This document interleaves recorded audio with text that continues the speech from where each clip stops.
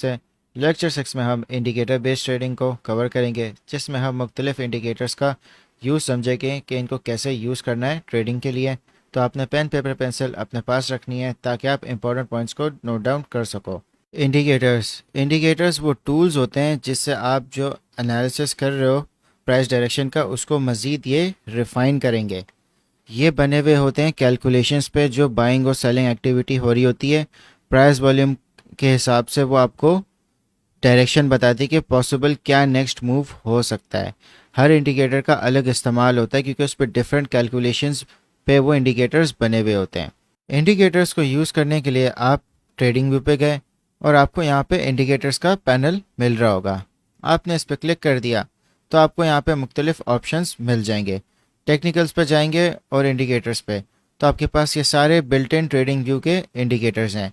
Free version पे आप एक टाइम पे 3 इंडिकेटर्स यूज़ कर सकते हो। और जैसा कि आप देख सकते हो, अगर आप स्ट्रैटेजीज़ पे जाओगे तो आपके पास ये बिल्ट इन ट्रेडिंग व्यू की स्ट्रैटेजीज़ आ जाएंगी। वॉल्यूम प्रोफाइल की भी आपको मुख्तलिफ वॉल्यूम के ऑप्शंस मिल जाएंगे।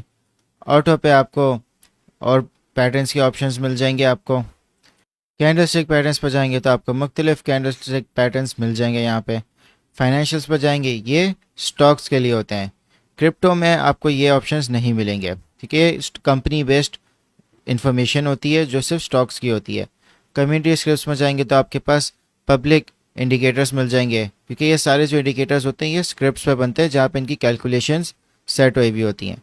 माई स्क्रिप्ट्स में जाएंगे तो आप अपने जो भी आपने स्क्रिप्ट खुद की बनाई होगी या आप कहीं से डाउनलोड करेंगे तो आपके सारी वो स्क्रिप्ट्स यहाँ पे आएंगी। तो दोस्तों, वन बाय वन हम मुख्तलिफ इंडिकेटर्स को बहुत डिटेल में कवर करेंगे और उन पर मैं आपको क्लियरली बताऊंगा कि आपने किस तरह उन पर ट्रेडिंग करनी है, और उससे जो आपका एनालिसिस है वो और ज़्यादा रिफाइन होगा। तो दोस्तों, सबसे पहला इंडिकेटर RSI, इसका मतलब है रिलेटिव स्ट्रेंथ इंडेक्स। ये सिंपली प्राइस एक्शन की जो स्पीड होती है उसको मेजर करता है। RSI की वैल्यूज़ 0 to 100 होती हैं। RSI आपको ये बता सकता है कि किसी भी चीज़, क्या वो ओवरबॉट टेरिटरी में, यानी कि लोगों ने बहुत ज़्यादा उसको ख़रीद लिया है और वहाँ से वो प्रॉफिट में उसको सेल कर सकते हैं, या ओवरसोल्ड है। इसका मतलब ये कि क्या उसका प्राइस इतना नीचे आ गया है कि ज़्यादा से ज़्यादा लोगों ने अब सेलिंग कर ली है, तो आप वहाँ से बाइंग कर सकते हो। ये दो रीजन्स मैं आपको बताऊंगा चार्ट्स पे। तो अगर सडन प्राइस मूवमेंट होगा तो सडन मूवमेंट आपको RSI में भी नज़र आएगा, और अगर स्लो प्राइस मूवमेंट होगा तो आपको वही स्लो मूवमेंट आपको RSI में नज़र आएगा। RSI आपको आइडिया देगा कि नेक्स्ट क्या प्राइस एक्शन या मूवमेंट हो सकती है। दोस्तों, आप गए इंडिकेटर्स पे और आपने लिखा RSI, तो रिलेटिव स्ट्रेंथ इंडेक्स आपके पास आ रहा होगा। आपने इस पर क्लिक कर दिया। जब आप इस पर क्लिक करोगे तो आपके पास ये RSI का पूरा पैनल आ जाएगा। तो दोस्तों, सबसे पहले हम इसकी सेटिंग्स करते हैं। आपने सेटिंग्स पे क्लिक किया, आप गए स्टाइल में और आपने RSI बेस्ड MA, इसको आप डीसेलेक्ट कर दें। MA को हम बाद में कवर करेंगे। और उसके बाद आपने RSI मिडिल बैंड को भी डीसेलेक्ट कर दिया। डीसेलेक्ट करने के बाद आपने फिर ओके पे क्लिक कर दिया। तो दोस्तों, जैसा कि आप देख सकते हो कि मैंने ओवरबॉट और ओवरसोल्ड रीजन्स को मार्क कर दिया है। इनकी जो वैल्यूज़ होती हैं वो 30 और 70 होती हैं। यानी जब भी RSI 30 या उससे नीचे जाएगा तो वो इसकी ओवरसोल्ड टेरिटरी है, यहाँ पे आप अपनी बाइंग कर सकते हो। और जब भी RSI 70 से ऊपर जाएगा तो वो ओवरबॉट रीजन में आ जाएगा, यानी कि लोगों ने बहुत ज़्यादा ख़रीद लिया है और आप यहाँ पे अपना प्रॉफिट सिक्योर कर सकते हो। मगर दोस्तों, ये जो बात है ये 90% गलत है और 10% ठीक है। अब मैं आपको चार्ट्स पे बताता हूँ। तो दोस्तों, जैसा कि आप देख सकते हो कि जो प्राइस एक्शन हुआ है और आप RSI को अगर कंपेयर करो तो यहाँ पे RSI ओवरसोल्ड रीजन पे था, फिर उसके बाद प्राइस ऊपर गई, फिर ये ओवरबॉट टेरिटरी में आ गया, फिर उसके बाद प्राइस डिक्रीज़ हुई तो RSI वीक होना शुरू हो गया और नीचे गिरना शुरू हो गया, फिर दोबारा प्राइस ऊपर गई तो ये ओवरबॉट में आ गया, फिर उसके बाद डंप आया और ये प्राइस नीचे गिर गई यहाँ तक और ये ओवरसोल्ड टेरिटरी में आ गया, और फिर उसके बाद प्राइस वापस ऊपर गई तो ये फिर से वापस ओवरबॉट टेरिटरी में आ गया। मगर आप एक चीज़ नोट करो कि जो प्राइस एक्शन है वो जब इस पॉइंट पे घिरा था उसके बाद ये ओवरसोल्ड रीजन में आ गया था, और अगर आप इसको कंपेयर करो प्रीवियस ओवरसोल्ड रीजन से तो ये फिर भी ज़्यादा है। तो जो आरएसआई की ये वैल्यूज़ हैं 70 और 30, ये आपको सही से नहीं बताती, और इसका सोल्यूशन मैं आपको बताता हूँ। आपको सबसे पहले ये समझना है कि आरएसआई है क्या। इस वजह से ये जो ओवरबॉट और ओवरसोल्ड है इसमें आप कंफ्यूज हो सकते हो। जब भी कोई सडन प्राइस मूवमेंट होगी तो उसी तरह सडन मूवमेंट आपको आरएसआई में नज़र आएगा, मगर प्राइस एक्शन और जो ट्रेंड है उसमें आपको एक डिफरेंस नज़र आ रहा होगा आरएसआई की वैल्यूज़ में। अब जैसा कि हमने पढ़ा है कि 3 टाइप्स की ट्रेंड्स होते हैं, up trend, down trend, sideways. ये आपको ओवरबॉट रीजन्स में भी मिल सकते हैं और ओवरसोल्ड रीजन्स में भी मिल सकते हैं।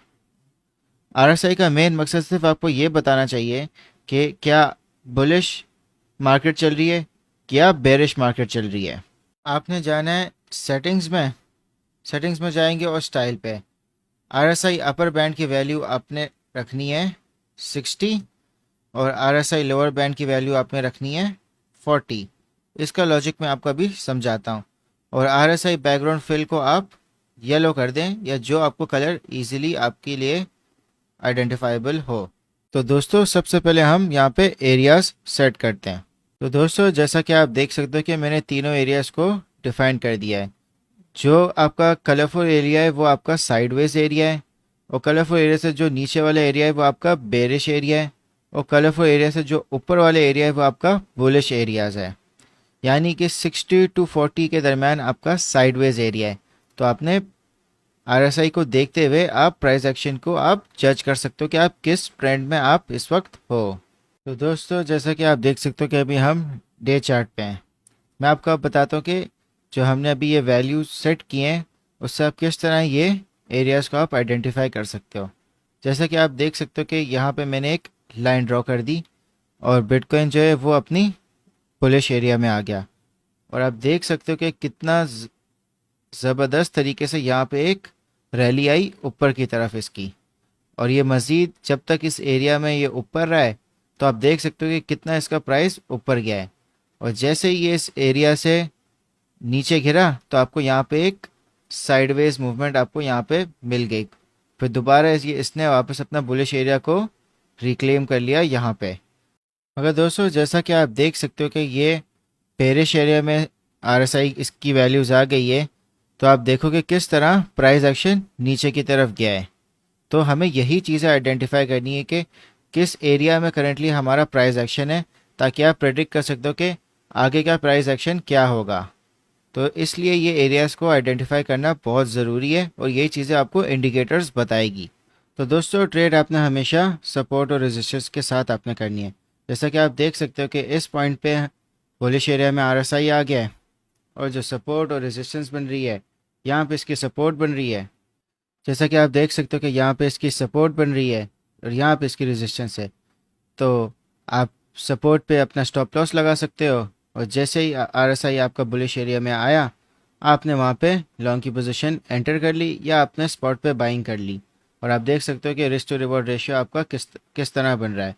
41.69% आपका रिटर्न है और 15.53% इन केस आपका स्टॉप लॉस हिट हो गया। आपने एग्जिट हमेशा इस तरह करना है कि आरएसआई को ऑब्जर्व करना है, और रेकमेंडेड आपका एग्जिट हो सकता है 80 टू 90 वैल्यू पे। तो आप इस तरह अपनी ट्रेड को ओपन करके, तो दोस्तों जो रेकमेंडेड आपने अपनी ट्रेड एग्जिट करनी है वो आरएसआई जब 80 टू 90 पे होगा, मगर आपने आरएसआई को ऑब्जर्व करते हुए अपनी ट्रेड एग्जिट करनी है। जहाँ पे आपको लगे कि आरएसआई में पुल बैक आ रहा है तो आप अपनी ट्रेड क्लोज कर देना। तो आपको दोस्तों इस तरह आपको एक बहुत अच्छी ट्रेडिंग स्ट्रेटजी आपकी आरएसआई के थ्रू बन सकती है। इसी तरह जहाँ पे बुलिश एरिया आपका ख़त्म अगर इन केस हो रहा है तो आप वहाँ से आप शॉर्ट की पोजीशन एंटर कर सकते हो, और आप आरएसआई को ऑब्जर्व करते हुए अपनी ट्रेड एग्जिट कर सकते हो।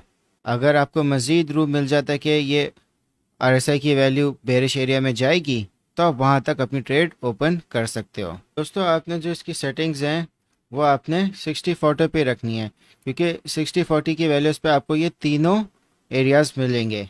बाकी आप कोई और वैल्यू रखोगे तो आपको वो एरियाज़ काफ़ी डिफ़िकल्ट होंगे मिलना। और आपने क्या करना है कि जब आप इसकी सेटिंग्स में जाओगे तो आपने सेव एज डिफ़ॉल्ट पे रखना है। तो ये आपके हर चार्ट पे आपकी ये वैल्यूज़ ऑटोमेटिक सेट हो जाएंगी। तो दोस्तों मैं अब आपको कुछ स्टेप्स बताता हूँ आरएसआई के। आपने हमेशा बड़ी टाइम फ्रेम्स में जाना है, जैसे डे चार्ट या वीकली चार्ट। वीकली चार्ट में आप देख सकते हो कि किस तरह आपको दो बुल रन अभी जो रिसेंट हुए वो आपको बता रहा है। जैसा कि आप देख सकते हो कि इस पॉइंट पे बिटकॉइन ने बुलिश टेरिटरी एंटर कर ली, 60 से ऊपर इसकी वैल्यू चलेगी। तो आप देख सकते हो कि कितना अच्छा इसका एक बुल रन बना था। फिर यहाँ पे इसका बुल रन ब्रेक हो गया जैसे ही ये 60 की वैल्यू से नीचे आ गया। आरएसआई के मुताबिक इसकी साइडवेज मूवमेंट हुई, फिर इसमें मगर एक बहुत अच्छा इंक्रीज आया आरएसआई की वैल्यू में, और आप देख सकते हो कि ये 60 की वैल्यू में वापस एंटर हो गया और यहाँ पे एक दोबारा बुल रन शुरू हो गया। तो आपने हमेशा बड़ी टाइम फ्रेम्स में जाके आरएसआई को नोट करना है और फिर आप छोटी टाइम फ्रेम्स में अपनी ट्रेड कर सकोगे, क्योंकि आपको ट्रेंड पता होगा कि बड़े टाइम फ्रेम्स में क्या हो रहा है और बिग पिक्चर में क्या ओवरऑल ट्रेंड है। तो आपके लिए बहुत आसानी हो जाएगी ट्रेडिंग करने में। दोस्तों एक और इम्पॉर्टेंट बात है, जब भी आपका बेरिश एरिया से साइडवेज मूवमेंट पे वैल्यू आएगी, यानी 40 की वैल्यू पे आ जाएगी, तो और उससे जितना भी ऊपर एरिया होगा वो बुलिश एरिया होगा। जैसा कि आप देख सकते हो कि यहाँ पे बेरिश एरिया से 40 के ऊपर वैल्यू गई, फिर उसके बाद बुलिश एरिया तक एंटर हो गई। तो आपका यहीं से आपका पूरा 60 से ऊपर तक की वैल्यू का आपका बुलिश एरिया होगा, जैसा कि मैं आपको एरो में दिखा सकता हूँ। तो अपनी ट्रेड 40 की वैल्यू पे आप ले सकते हो, मगर आप आरएसआई को अच्छे से ऑब्जर्व करके आप ट्रेड लो, क्योंकि 40 की वैल्यू पे आके रीटेस्ट भी होता है जब भी बेरिश एरिया से आरएसआई आता है। और इसी तरह जब भी आपका आरएसआई बुलिश एरिया 60 का लेवल ब्रेक करता है, तो आप एक्सपेक्ट कर सकते हो कि वो बेरिश एरिया में भी जाएगा। तो आप 60 के लेवल से आप शॉर्ट कर सकते हो बेरिश एरिया तक। जिस तरह आप देख सकते हो कि यहाँ इस केस में हुआ है कि 60 की वैल्यू ब्रेक हुई और ये बेरिश एरिया तक आ गया, तो आप बहुत अच्छा प्रॉफिट कर सकते हो। आप 40 के एरिया तक भी एग्जिट कर सकते हो। तो दोस्तों एक और इंडिकेटर है जो आपके आरएसआई स्ट्रेटजी को और मज़ीद रिफाइन कर लेगा, यानी कि जो आप एनालिसिस आरएसआई पे आप कर रहे होगे उसको और मज़ीद रिफाइन कर देगा। आपने इंडिकेटर्स पर जाना है और सर्च करना है स्टॉक आरएसआई। अब क्लिक कर लें तो ये आपका सेट हो जाएगा। स्टॉक आरएसआई में आपने कोई भी सेटिंग नहीं करनी।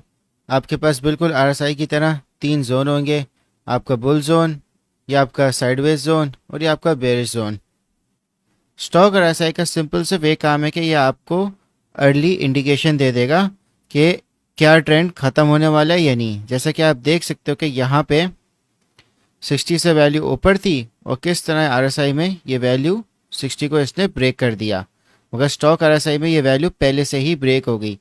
तो आपको ये मज़ीद और कंफर्मेशन दे देगा ट्रेंड पहचानने में। जैसा कि आप देख सकते हो कि ये बेरिश जोन में थे हम लोग यहाँ पे, और किस तरह आरएसआई अपवर्ड मूवमेंट में गया है, मगर स्टॉक आरएसआई आपको पहले से ही इसने बता दिया कि यहाँ पे एक बहुत अच्छा एक अपवर्ड मूव आने वाला है। आपने आरएसआई और स्टॉक आरएसआई दोनों एक साथ यूज़ करने हैं, तो जो आपका एनालिसिस होगा वो और काफ़ी बेहतर होगा। आप आरएसआई पे पहले एनालिसिस करें, फिर जो एनालिसिस है अपना उसको कंफर्म करें स्टॉक आरएसआई से, तो जो आपकी ट्रेड है वो काफ़ी अच्छी हो जाएगी। तो दोस्तों ये सारी बातें थी आरएसआई के बारे में। नेक्स्ट वीडियो में हम मज़ीद इंडिकेटर्स को कवर करेंगे। अपना फीडबैक कमेंट सेक्शन में लाजमी बताएं कि आपको कितना कॉन्सेप्ट में क्लैरिटी मिली है, और अगर आप पहले से आरएसआई के बारे में जानते थे तो क्या इस वीडियो में मज़ीद आपके नॉलेज में बेहतरी आई है या नहीं।